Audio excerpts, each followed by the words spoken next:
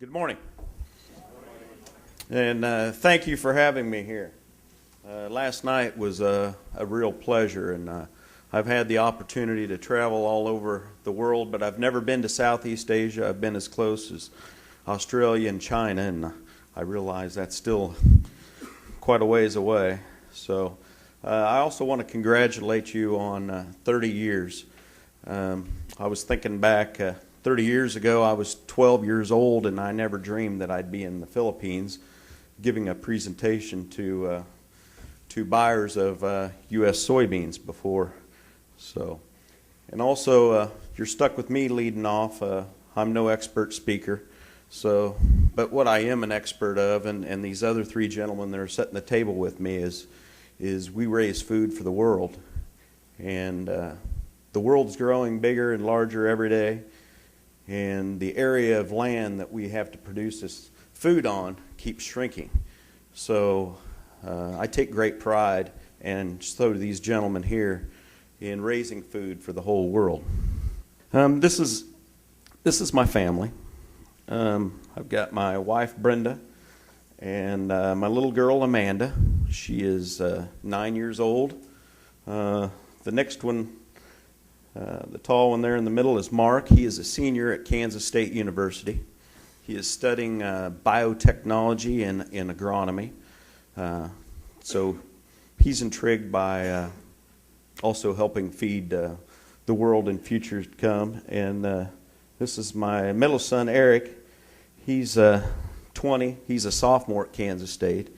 And he's majoring still in girls and partying. So we're hoping he gets to find a major someday.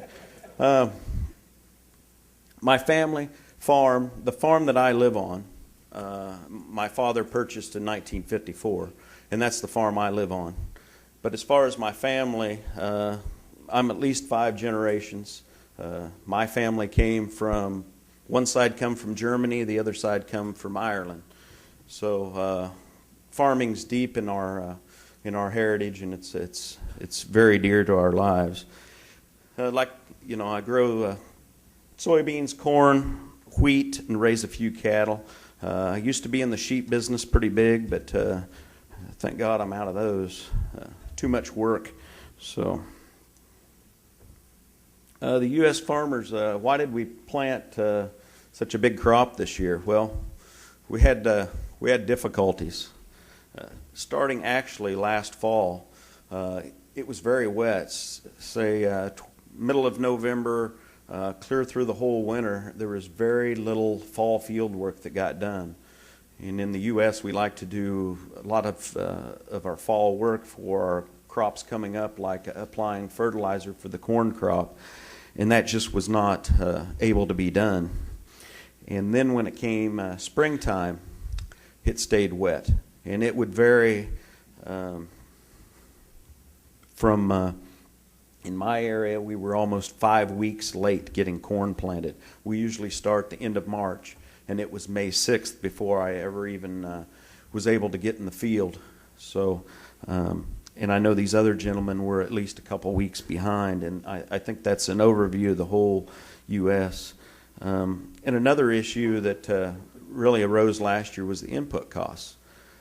In my area, anhydrous, which is our nitrogen source that we use the most, was $800 a ton. DAP, which is diammonium phosphate, we use a lot of, was over $800 a ton. And potash was, you couldn't even hardly find it, and it was over $1,000 a ton. Today, I've already locked in my prices. I can buy anhydrous for $330 a ton. My DAP is about $340 a ton, and my potash I can get for about $650 a ton. How does the crop look this year? Well, let me tell you, Kansas is, I'll show you where I live. I'm right there in the center. If anybody knows where Kansas City is, I'm about an hour southwest of Kansas City. So I'm in the very eastern part of Kansas. And we are the garden spot of the United States. I know what the Iowa guys go through, having to look at those good crops all the time. It's just terrible. But usually in Kansas in August, it's usually very hot and very dry. and we have had rain every 4 days, whether we needed it or not. Our biggest concern is it's been cool. We normally have many 90 to 100 degree days. In August this year, we only had one day. The last 2 days of August, we were actually in the 40s for nighttime lows, which is unheard of for us in the month of August. So I think what that's going to do, it's going to slow the crop down. So I know in Hastings, Nebraska, the first loads of soybeans came in last week, and they tested for protein. Those loads did come in about 1% higher than what they did last year. So to me, hopefully that's a good sign for you guys. Yields, I think, have been very good. We're worried about a frost. I mean, that's what we hear. So the frost areas are going to be North Dakota's late, northern Minnesota's late. It probably goes down into South Dakota and parts of Iowa. So that growing region right in there is probably going to be the most susceptible to frost. And somebody was asking me how much they thought that would take off the crop. I honestly don't know.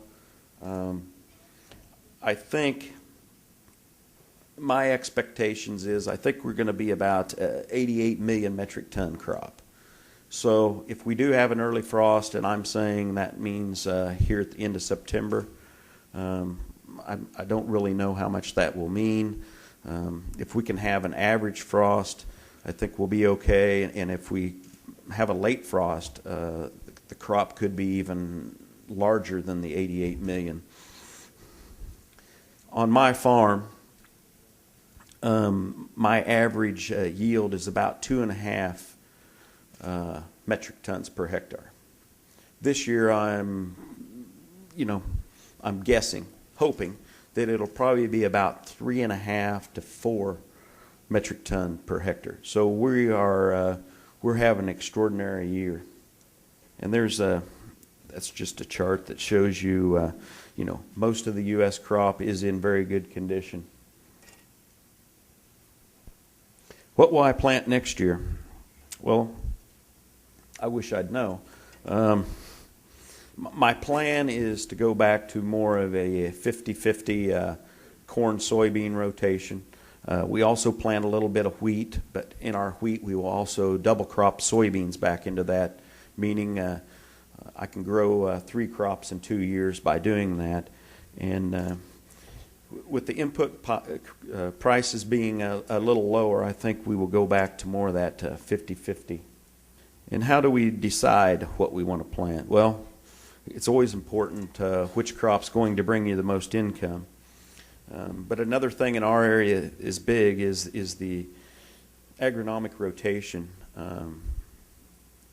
At least in my area, it's a benefit for both the soybeans and the corn if we rotate every year. It breaks up the pest cycle, the weed cycle, and also the disease cycles that we are now seeing. Another consideration we have to look at is your equipment capacity. If you shift to one crop or another, that means your timing to harvest that crop comes in a shorter time period. And at least on my farm, storage would be my limiting factor of planting too many corn acres, because I wouldn't have enough home storage to handle all that. Also, input costs. Like I said before, it's over half of what it was last year. So to me, that's very encouraging that I'll be able to lock in some profits.